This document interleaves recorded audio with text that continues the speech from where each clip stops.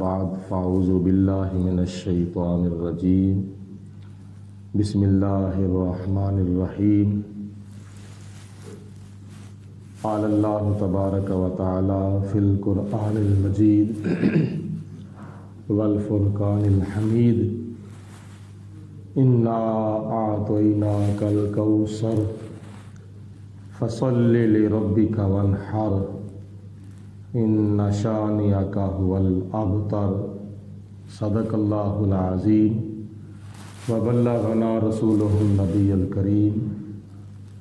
अस्सलातु वस्सलामु अलैका या रसूलल्लाह व अला आलिका व सहबिका या सय्यदी या हबीबल्लाह। अस्सलातु वस्सलामु अलैका या रहमतल लिल आलमीन व अला आलिका व सहबिका या खातमन नबिय्यीन।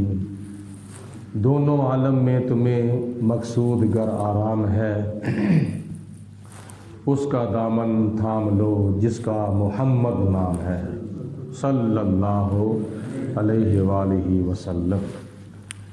कुरान मजीद फ़ुरक़ान हमीद के 30 पारों में से आखिरी और 30वां पारा और सूरत कौसर मैंने आपके सामने पढ़ी है, जिसकी 3 आयतें हैं और ये बज़ाहिर छोटी सी सूरत है, लेकिन अल्लाह पाक ने इसके अंदर नबी पाक अलैहिस्सलाम की अज़मत और शान के और आपके मकाम और आपकी खूबियों और आपकी खुसूसियात के समंदर जो हैं वो बयान फरमा दिए हैं।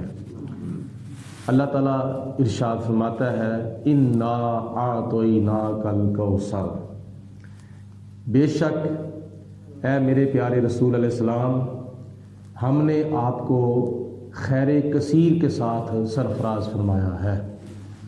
खैर कसीर से मुराद ये है कि अल्लाह पाक ने नबी करीम अलैहिस्सलाम को हर नेमत अता फरमाई है, और जो नेमत भी अता फरमाई है वो कसरत के साथ अता फरमाई है। वो थोड़ी नहीं अता फरमाई, कम नहीं अता फरमाई, बल्कि वो बेबहा नेमत अता फरमाई है। वो ऐसी नेमत अता फरमाई है कि मखलूक के सामने उस नेमत की कोई इंतहा नहीं है। ला महदूद नेमत है वो मखलूक की नज़रों के सामने। तो नबी पाक अलैहिस्सलाम को पहले नंबर पर खुदा ने बेशुमार नेमतें अता फरमाई हैं। जब खुदा ने हमें नेमतें अता फरमाई हैं तो हम खुदा की नेमतों का शुमार नहीं कर सकते। जितने हमारे जिस्म के ऊपर बाल हैं, हमारे सर के अंदर, हमारी दाढ़ी के अंदर, हमारे जिस्म के ऊपर अल्लाह पाक की जो नेमतें हैं वो तो हमारे बालों की तादाद से भी ज़्यादा हैं। अल्लाह कुरान पाक में फरमाता है वाइन ताउद्दु नेमतल्लाहि ला तुहसूहा, कि अगर तुम खुदा की नेमतों को शुमार करना चाहो तो नहीं कर सकते। दुनिया के अंदर कंप्यूटर भी निकल चुका है, मोबाइल भी निकल चुका है और इस तरह के और भी बड़े आलात निकल चुके हैं, लेकिन अभी तक किसी साइंसदान ने वो आला नहीं निकाला जो आला जिस्म के बालों की भी गिनती कर सके। किसी आले को अभी तक इजाद नहीं किया गया कि जो आला बंदे के सर के बालों को गिन सके, कि आपके सर के अंदर इतने लाख बाल हैं, इतने करोड़ बाल हैं, आपके जिस्म के ऊपर इतने लाख और इतने करोड़ बाल हैं। कोई आला नहीं बता सकता, ना कंप्यूटर बता सकता है, ना मोबाइल बता सकता है। ये अल्लाह जानता है, अल्लाह के प्यारे रसूल जानते हैं कि हमारे जिस्म के ऊपर कितने बाल हैं। लेकिन ए मुसलमान बंदे, अल्लाह पाक ने तुझे इतनी नेमतें अता फरमाई हैं कि उतने तेरे जिस्म के ऊपर बाल नहीं हैं। तेरे जिस्म के बालों से भी ज़्यादा खुदा ने तुझे नेमतें अता फरमाई हैं। तो जब हमारे ऊपर जितनी नेमतें नाजिल हुई हैं हम उनको नहीं शुमार कर सकते, तो अल्लाह पाक ने तो हमारे ऊपर जो नेमतें नाज़िल की हैं उन नेमतों से कई दर्जे बढ़कर खुदा ने नेमतें अपने प्यारे महबूब अलैहिस्सलाम को अता फरमाई। तो पहले नंबर पर तो बात यह है कि जितनी अल्लाह ताला ने حضور علیہ السلام کو نعمتیں عطا فرمائی ہیں ان کا شمار نہیں ہو سکتا، ان کی تعداد جو ہے وہ نہیں کیا نام ہے اپنے احاطہ علم کے اندر لی جا سکتی۔ تو پھر اس کے بعد دوسری بات یہ ہے کہ جو بھی خدا نے اپنے پیارے رسول علیہ السلام کو نعمت عطا فرمائی ہے وہ تھوڑی نہیں عطا فرمائی، وہ اتنی نعمت عطا فرمائی ہے کہ اس کی حد ہی نہیں ہے، اس کی اخیر نہیں ہے ہماری نظروں کے سامنے۔ وہ لامحدود نعمت ہے، وہ بے حد و بے شمار ان گنت نعمتیں، اور ان میں سے ہر کوئی نعمت جو ہے وہ اللہ پاک نے لامحدود لامتناہی نعمت عطا فرمائی ہے۔ تو مثال کے طور پر نبی پاک علیہ الصلوۃ والسلام کو خدا تعالیٰ نے علم عطا فرمایا ہے، تو علم بھی اتنا عطا فرمایا ہے، اتنا عطا فرمایا ہے کہ اس نعمت کی انتہا نہیں ہے۔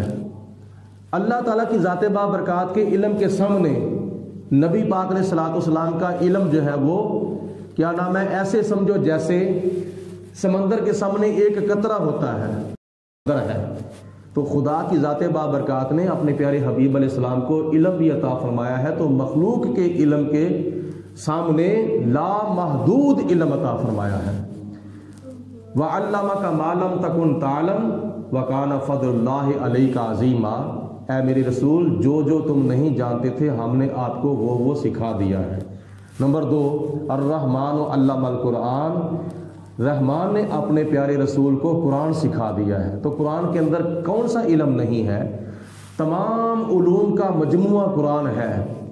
علم اول قرآن کے اندر، علم آخر، علم ظاہر، علم باطن، علم شریعت، علم طریقت، علم حقیقت، علم معرفت، علم لدنی، اور جتنے بھی دنیا کے اندر علوم پڑھائے جا رہے ہیں، سکولوں کے اندر، کالجوں کے اندر، یونیورسٹیوں کے اندر، تمام تعلیمی اداروں کے اندر جتنے بھی علوم پڑھائے جا رہے ہیں وہ سارے کے سارے علوم اللہ کے قرآن کے اندر موجود ہیں۔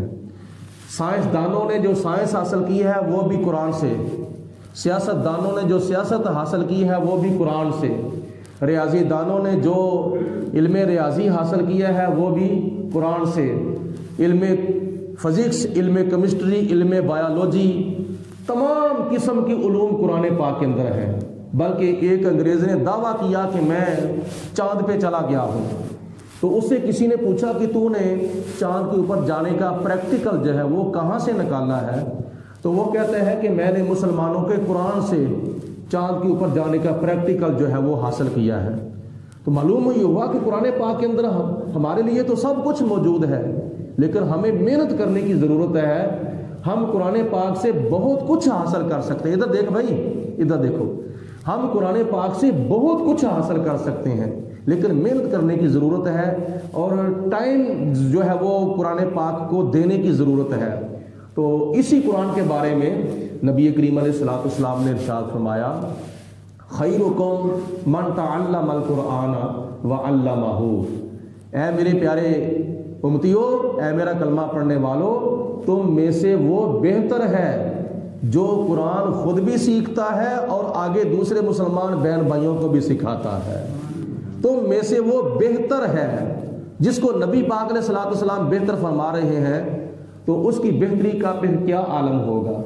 آج ہم نے بہتری کا کوئی مفہوم ہی اور ہی بنا لیا ہے کہ ہم کسی کو اپنے اوپر فوقیت دیتے ہیں، کس وجہ سے؟ کسی کے پاس دولت زیادہ ہے، ہم اس کو اپنے اوپر فوقیت دیتے ہیں۔ کوئی وزیر ہے، کوئی مشیر ہے، کوئی صدر ہے، کوئی پرائم منسٹر ہے، کوئی چیف منسٹر ہے، کوئی کسی عہدے پر فائز ہے، کوئی کسی عہدے پر فائز ہے، تو اس وجہ سے کئی لوگ اس کو اپنے اوپر فوقیت دیتے ہیں، اور کسی کو نیچے گراتے ہیں تو کہتے ہیں کہ فلاں کے اندر فلاں خصوصیت نہیں ہے۔ لیکن نبی پاک علیہ الصلوۃ والسلام کس کو فرما رہے ہیں بہتر ہے، کس کو افضل کہہ رہے ہیں؟ خیرکم من تعلم القرآن وعلمہ، جو تم میں سے خود بھی قرآن سیکھے اور سیکھ کر پھر دوسروں کو سکھائے، حضور فرماتے ہیں وہ تم میں سے بہتر ہے۔ صدر بہتر نہیں ہے، وزیر مشیر سفیر بہتر نہیں ہے، دولت مند بہتر نہیں ہے، فلاں صاحب جو ہے وہ بہتر نہیں۔ کون بہتر ہے؟ جو قرآن پاک سیکھتا ہے اور دوسروں کو سکھاتا ہے۔ یہ قرآن پاک کی برکت ہے، اللہ کی کتاب کی یہ برکت ہے جس کے اندر تمام قسم کے علوم اللہ پاک کی ذات بابرکات نے رکھ دیے ہیں۔ اور یہ قرآن، یہ کتاب وہ ہے جس کے اندر جتنے بھی علوم ہیں ان کا شمار نزول کے اندر ہے، اور جب ان علوم کی کوئی حد ہمیں نظر نہیں آ رہی، ان علوم کی کوئی اخیر ہمیں نظر نہیں آ رہی، ان علوم کی ہمیں کوئی انتہا نظر نہیں آ رہی جو علم اللہ پاک نے نزول کے اندر رکھا ہے، تو وہ علم جو اللہ پاک نے اپنے محبوب کو عروج پر بلا کے عطا فرمایا تھا۔ ایک علم، کچھ علوم وہ ہیں جن کا شمار نزول میں ہے، اور کچھ علوم وہ ہیں جن کا شمار عروج میں ہے۔ نزول میں ان علموں کا شمار ہے، لیکن عروج کے اندر کن علموں کا شمار ہے؟ جو اللہ پاک نے اپنے پیارے رسول علیہ السلام کو معراج کی رات لا مقام پر بلا کر اپنا دست قدرت نبی پاک علیہ السلام کے دونوں کندھوں کے درمیان رکھا، تو وہ علم اللہ پاک نے اپنے محبوب علیہ السلام کو عطا فرما دیا۔ مشکات شریف کی حدیث پاک میں آتا ہے، نبی کریم علیہ السلام فرماتے ہیں کہ جب میں لا مقام پر پہنچا، اللہ پاک کی ذات بابرکات نے مجھے اپنا دیدار کرایا، اور پھر راز و نیاز کی باتیں ہوئیں، اور کچھ تحفے اللہ پاک کی بارگاہ میں نے پیش کیے، اور کچھ تحفے خدا نے مجھے عنایت عطا فرمائے۔ پھر خدا نے اپنی شان کے مطابق اپنا دست قدرت میرے دونوں کندھوں کے درمیان رکھا، جس کی وجہ سے میں نے اپنے سینے کے اندر ٹھنڈک محسوس کی، اور اس کے بعد کیا ہوا؟ فَعَلِمْتُ مَا فِي السَّمَاوَاتِ وَمَا فِي الْأَرْضِ، اس دست قدرت کی وجہ سے مجھے زمین و آسمان کے تمام علوم کا پتہ چل گیا تھا۔ مجھے ہر شے کا علم ہو گیا تھا کہ زمین کے اندر کیا کیا ہے، آسمانوں کے اندر کیا کیا ہے۔ حضرت شیخ عبدالحق محدث دہلوی رحمۃ اللہ تعالی علیہ اپنی کتاب مدارج نبوت کے اندر لکھتے ہیں، روایت نقل کرتے ہیں، حضرت شیخ عبدالحق محدث دہلوی وہ ہیں جنہوں نے سرزمین ہندوستان کے اوپر سب سے پہلے درس حدیث کا آغاز کیا تھا، آج سے کئی صدیاں پہلے۔ اور جتنے بھی پاک و ہند کی سرزمین کے اوپر علماء ہوئے ہیں، فضلاء ہوئے ہیں یا ہو رہے ہیں، اتنی دیر تک وہ حدیث پاک بیان کرتے وقت ان کی سند مکمل نہیں ہو سکتی جتنی دیر تک اس سند کے اندر حضرت شیخ عبدالحق محدث دہلوی رحمۃ اللہ تعالی علیہ کا نام نہیں آ جاتا، کیونکہ سب سے پہلے اس سرزمین کے اوپر آپ نے درس حدیث کا آغاز کیا تھا۔ تو حضرت شیخ عبدالحق محدث دہلوی نے ایک سیرت کی کتاب لکھی ہے جس کا نام ہے مدارج نبوت، اور اس مدارج نبوت کے اندر آپ نے جو روایت نقل کی ہے، آپ فرماتے ہیں کہ معراج کی رات اللہ پاک نے نبی پاک علیہ السلام کو 3 قسم کے علوم عطا فرمائے تھے، کہ ایک علم وہ تھا جو صرف اور صرف نبی پاک علیہ السلام کے لیے تھا، اس کا کوئی اور متحمل نہیں ہو سکتا، یعنی یہ علم کو کوئی اور برداشت نہیں کر سکتا تھا، یہ صرف اور صرف نبی پاک علیہ السلام کے لیے۔ اور دوسری قسم کا جو علم تھا وہ نبی پاک علیہ السلام کو اللہ پاک نے فرمایا، میرے پیارے حبیب علیہ السلام آپ یہ علم جس کو چاہیں، کیا نام ہے، جو اس کا متحمل ہو ان میں سے جس کو آپ چاہیں وہ علم عطا فرما دیں۔ اور تیسری قسم کا جو علم تھا وہ میرے لیے، تیرے لیے اور دوسروں کے لیے، تیسروں کے لیے، سب کے لیے، نماز کا علم، روزے کا علم، حج کا علم، زکوٰۃ کا علم، جس کو علم شریعت کہتے ہیں، سب کے لیے۔ اور اس علم کے بھی 2 حصے کیے ہیں علماء نے حدیث پاک کی روشنی کے اندر۔ ایک حصہ وہ ہے جس کے اندر صرف اور صرف نماز، روزہ، حج، زکوٰۃ، پاکی، پلیدی، جائز، ناجائز، حلال، حرام، اور کیا نام ہے، یہ ضروریات، معاشیات، اقتصادیات، یہ کیا نام ہے، بیوی بچوں کے حقوق، بہن بھائیوں کے حقوق اور والدین کے حقوق، اللہ پاک کی ذات بابرکات کے حقوق، ہمسایوں کے حقوق، ٹھیک ہے۔ ایک حصہ وہ ہے جس کے اندر یہ سارے کے سارے مسائل ہیں شریعت کے، اور آدھا حصہ شریعت کا وہ ہے جس کے اندر صرف اور صرف علم وراثت بیان کیا گیا ہے. علم وراثت یعنی اگر شریعت کے علم کے 2 حصے کیے جائیں تو ایک حصے کے اندر صرف اور صرف علم وراثت آتا ہے. تو ہم تو آدھی شریعت کو ابھی تک مکمل نہیں کر سکے, آدھی شریعت کا علم نہیں سیکھ سکے.